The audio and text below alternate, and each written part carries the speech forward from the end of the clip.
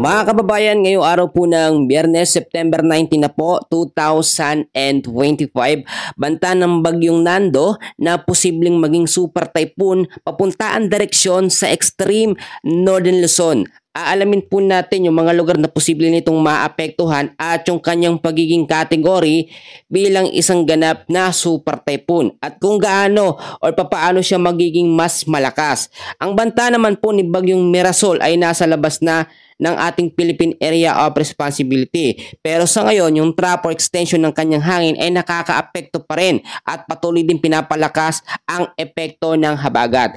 Kung bago lang ho kayo sa ating YouTube channel, kahit isang like lang, masaya na ho ako dyan. No? Makakatulong na po yon sa ating YouTube channel para sa engagement natin at para mas lumawak pa yung makapanood at makapakinig ng ating balita. So ipapakita ko muna sa inyo mabuti yung tinatawag po natin na track and intensity forecast dito po kay Bagyong Nando. At kung paano nga ba siya masasabi nating magiging isang ganap na super typhoon category. Kung makikita nyo sa ating track and intensity forecast, maaapektuhan pa ang ilang bahagi ng extreme Northern Luzon pagdating po ng September 21. Sunday ho yan hanggang September 22 hanggang 23. Monday, Tuesday, dyan po direktang magkakaroon ng malakas na epekto itong si Bagyong Nando, lalo na yung araw po ng Tuesday sa trough or extension ng hangin.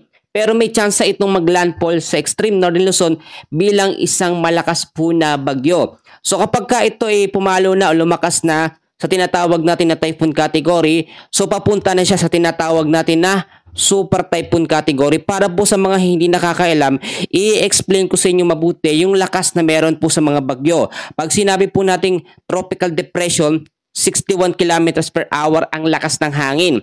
Pagka tropical storm naman, 62 to 88 kilometers per hour. Severe tropical storm, 89 to 117 kilometers per hour.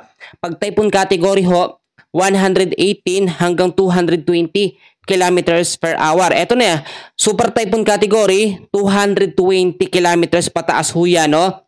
At nakita nyo naman, kung ito ay magiging isang ganap na super typhoon category, malaki ho ang magiging pinsala nito sa ilang bahagi po ng ating bansa, especially na dyan po sa lugar ng extreme Northern Luzon. So ipapakita ko sa inyo mabuti yung ating live weather radar na kung saan ay makikita nating mabuti yung pagkilos po at paggalaw nito nga pong si Bagyong Nando. More on magpo-focus tayo kay Bagyong Nando ngayon mga kaibigan, mga kababayan, dahil yan po talaga yung pinaghahandaan.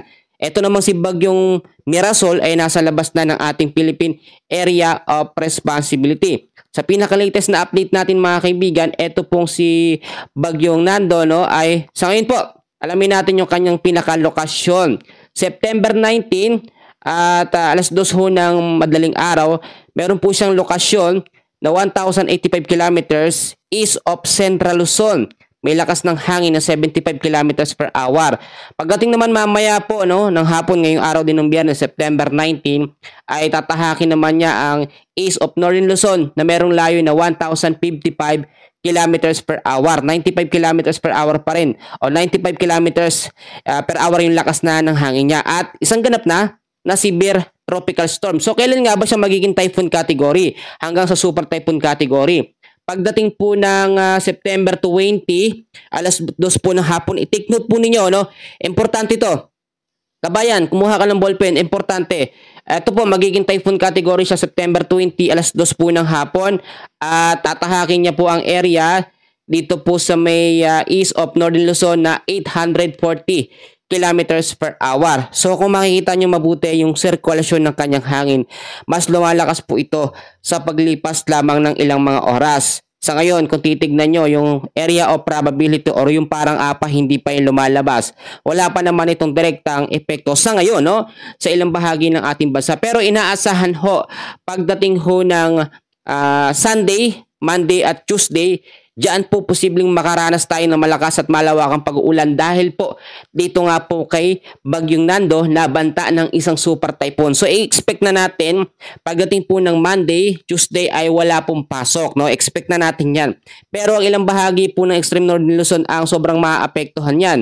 Sa mga hindi nakakaalam, para din clear sa bawat isa, siyempre, no, yung mga lugar po na apektado ng extreme northern Luzon, kasama dyan especially yung sobrang maaapektuhan ng Batanes area, ang Babuyan Islands, ang Ilocos Norte, Cagayan at Apayao.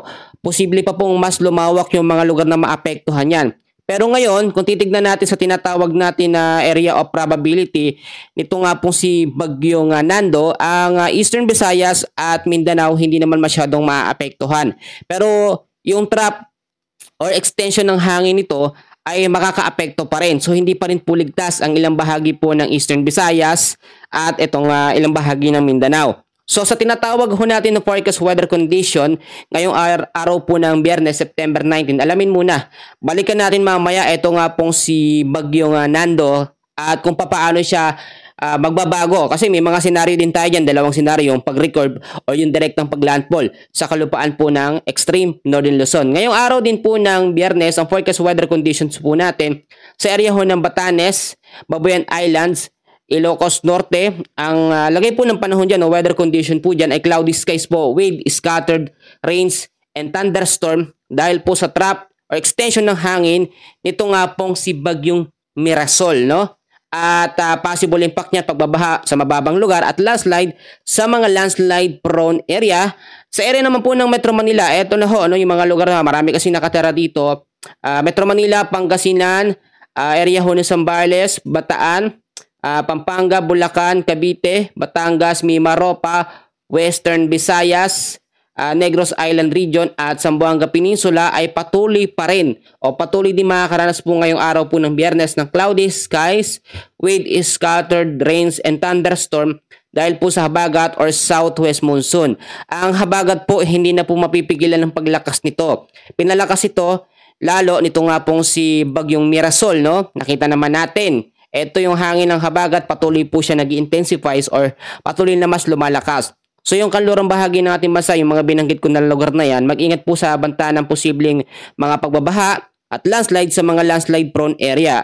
Ang senaryo pa na nakikita natin dito, itong si Bagyong Nando, banta ng super typhoon, ay posibleng palakasin ulit or mas palakasin pa ang epekto ng habagat dito sa kanlurang bahagi ng ating bansa. Isa pa yan sa dapat natin paghandaan at ipanalangin.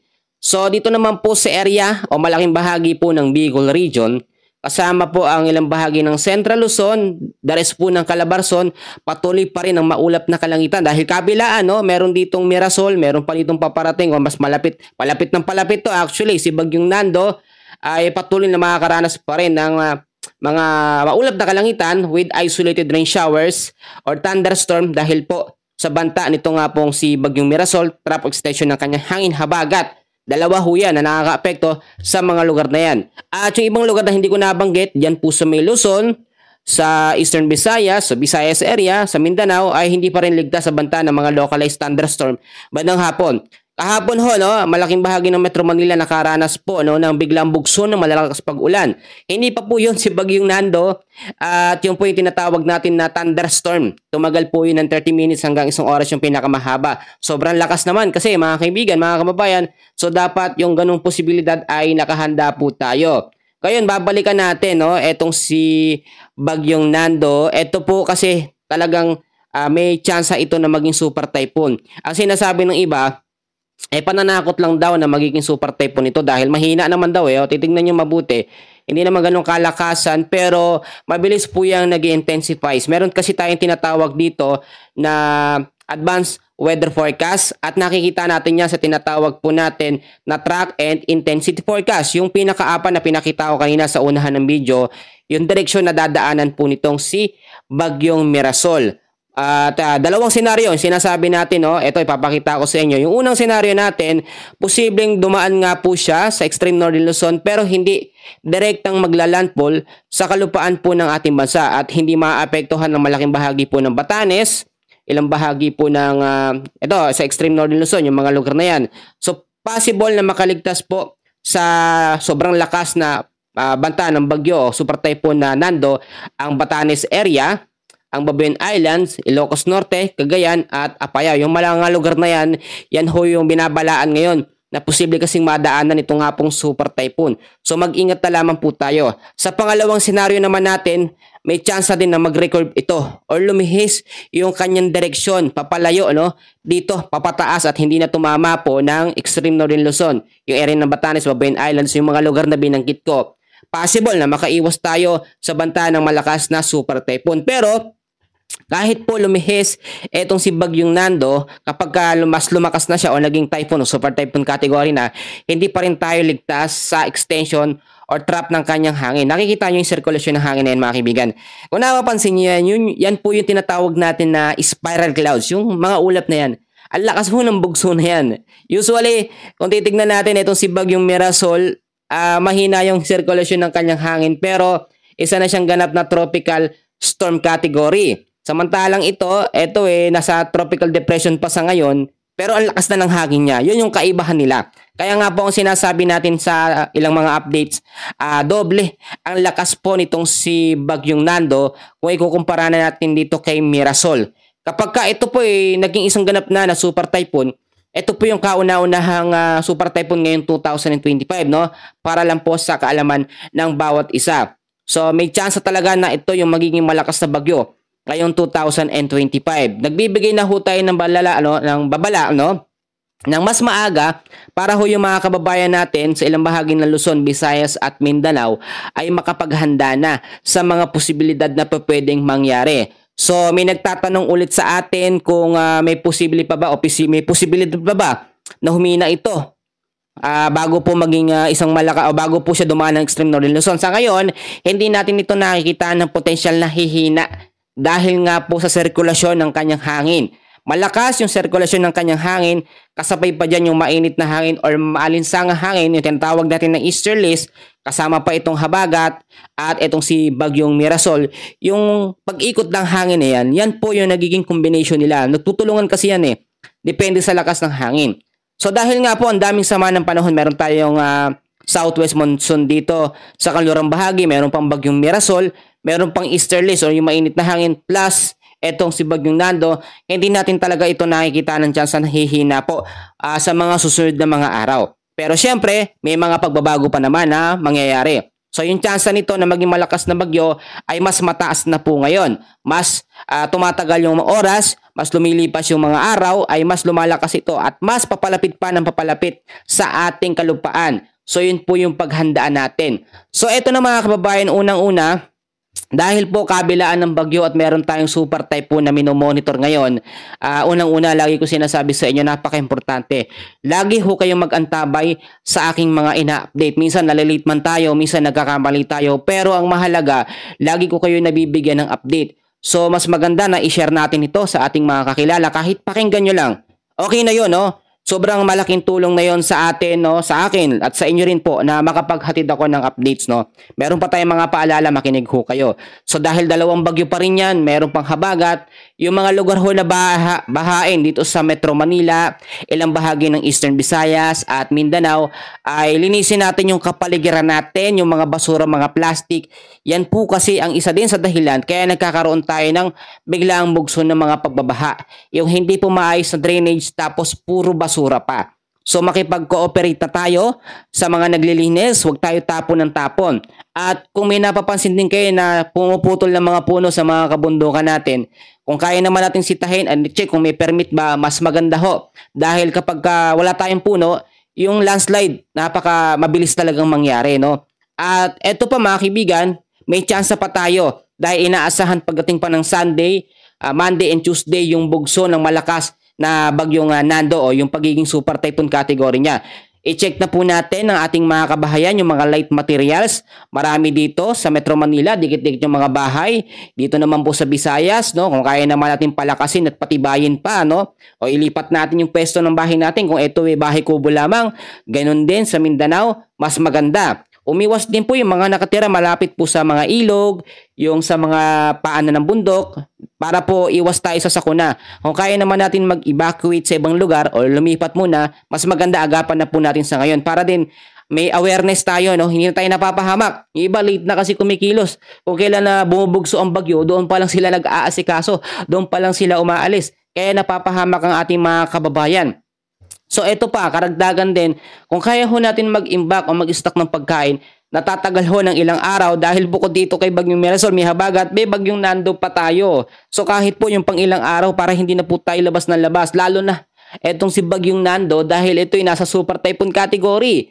Ang problema dito, yung lakas ng hangin niya, mamaya mga bubong, hindi natin masabi, tangayin, mamaya tumama pa sa atin, mapasama pa tayo. So gawa natin ng paraan, no? Kung nagagawan man natin ng ibang bagay ng paraan, nakakabili tayo na mga gusto natin yung pagkain natin, gawan ho natin ng paraan. So yung mga electric appliances din, i-double check natin para pag may pagbabaha, no? Yung mga sakit, mamaya may sira yan, makuryente pa tayo. Safety na rin natin ang mga importanteng gamit, no? Yung mga papeles, yung mga papers natin, mga dokumento para ho hindi na tayo nahihirapan. Yung mga alaga nating hayop, secured na po ninyo para pag nagkaroon ng biglang pag-uulan, yung pagbabaha, napakahirap pigilan yan. Pero yung pagiging alerto natin ng mas maagang paghahanda, yun ang panlawan at sandata po natin. At eto rin po mga kaibigan, idadagdag ko din, ipanalangin natin sa Diyos na itong mga bagyo na ito, actually 2 bagyo pa to, ay magbago ang direksyon, malusaw, no? In Jesus name, pwede naman po yan, wala pong imposible sa Diyos at mangyayari po talaga yung mga bagay na hindi natin inaasahan. Kahit ito maging super typhoon, mas malakas ang Diyos natin dito. At maraming beses na po yung napatunayan. So mga kababayan, itetake ko po ulit itong opportunity at kung nakaabot ka sa pinakadulo hanggang dito, please po comment naman, no, ng iyong pangalan at iyong lugar kung taga saan ka. Meron pa kasi akong ibabahagi na Bible verse. So kung okay na sa yung panoorin hanggang dito na lang, pwede mo na i-skip yung iba. Pero yung mga gustong makinig po ng ating Bible verse, narito na po ang ating Bible verse of the day. Sa Filipos chapter 4 verse 6, mga kaibigan, mga kababayan, mga kapatid, narito po ang sinasabi.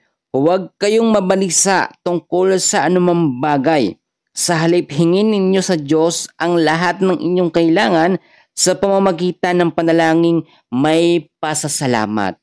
Amen po sa pagkabasa sa salita ng ating Panginoon. So napaka-clear naman, napakalinaw ng sinabi mga kaibigan sa salita ng Diyos na huwag kayong mabalisa tungkol sa anumang bagay. So lahat naman tayo, no, ay nag-aalala sa mga bagay-bagay, no, kahit yung mga hindi naman masyadong importante ay kinakabahala natin at nag-aalala tayo. Ang pinakamatindi pa nito, sobrang nababalisa tayo. Example, kapag wala tayong pagkain, kapag wala tayong pera, yung mga bagay na yan ang nagpapabalisa. No? Lalo na po pag walang pera ang tao, talagang sobrang nababalisa, nag-aalala, no? At iniisip nila kung paano makakadiskarte. Yung tipong nababalisa, no? Pero malino naman yung sinabi ng Panginoon, sa halip hingin natin o hingin ninyo sa Diyos ang lahat ng inyong kailangan sa pamamagitan ng panalangin may pasasalamat. So kinakailangan lamang natin manalangin sa Panginoon at magpasalamat sa mga bagay na meron tayo. Maliit man o malaki, kinakailangan nating ipanalangin. So paano natin yan i-relate po sa lagay ng panahon natin ngayon sa bagyo? Kapag merong bagyo, karamihan po sa atin hindi nakakapagtrabaho ng maayos. Tama po ba? Yung iba walang pasok sa trabaho, yung mga mangingisda natin, yung mga farmer natin, sobrang nababalisa sila. Yung mga mangingisda, hindi pwedeng pumalaot, wala silang trabaho, wala ho silang uulamin, wala silang kikitain. Yung mga farmer naman natin, no, sira ang mga palay nila, wala silang mga pananim, di wala po silang kikitain. So, magkakaroon sila ng balisa o mababalisa sila kapag ganun po ang nangyayari. Pero kung tayo ay magtitiwala po, no, sa ating Diyos, no, sa Panginoon, na yung mga bagay na nangyayari na ito ay hindi po nagkataon lamang. Lahat po ay ayon sa kalooban ng Diyos. Paano ho natin yan nasabi? Alam nyo ba na sobrang nagbaha nitong mga nakaraang buwan, no? Which is dahil po sa mga pagbabaha na yon, lumabas or lumutang yung mga problema sa flood control system natin dito sa Pilipinas. Naibulgar ang mga bagay na problema na kung saan ang daming pera ng mamamayan ay nasa bulsa lamang. Ibig ko sabihin, no, hindi ko naman sinasabi sa about sa politics, no, yung connection lang ng pag-ulan ng malakas, nagkaroon ng pag-apaw sa flood control, ibig sabihin may problema. So ang mga bagay na kinakailangan natin sa ganitong sitwasyon, tulad na lamang merong super typhoon, meron pang isang bagyo, meron pang habagat at easterlies, kinakailangan natin manalangin sa Panginoon. Kung wala tayong trabaho kapag ka nagkaroon ng mga pag-uulan o bagyo, meron pong gagamitin ng Diyos, may gagamitin ng Panginoon para bigyan tayo ng blessings or biyaya o bigyan tayo ng trabaho. So ang role natin dito bilang anak ng mga Diyos, anak ng Diyos, no, ay kinakailangan natin manalangin ng may pasasalamat. Alam naman na ng Diyos o alam naman na ng Panginoon yung mga kailangan natin, no, sa physical natin, sa lahat, sa pagkain natin, lahat yan alam na ng Diyos. Pero kinakailangan natin yung pagiging mapagpakumbaba na lumalapit pa rin tayo at nire-recognize natin yung bagay na kailangan natin, no, specific. Hindi yung sinasabi natin na kailangan at gusto natin ng sasakyan, tapos pag binigyan tayo ng sasakyan ng Diyos, nagre-reklamo tayo. Sasakyan, tapos ang binigay sa'yo, bike.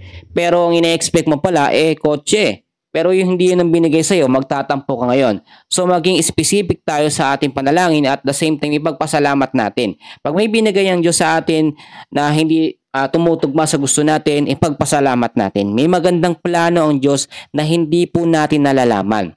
So ulitin ko, para sa ikakalakas po ng loob ng bawat isa, no, para din sa sitwasyon natin ngayon, ay itong sinasabi sa Filipos chapter 4 verse 6, huwag kayong mabalisa tungkol sa anumang bagay. Anumang bagay, lahat po yan. Sa halip, hingin ninyo sa Diyos ang lahat ng inyong kailangan sa pamamagitan ng panalangin may pasasalamat.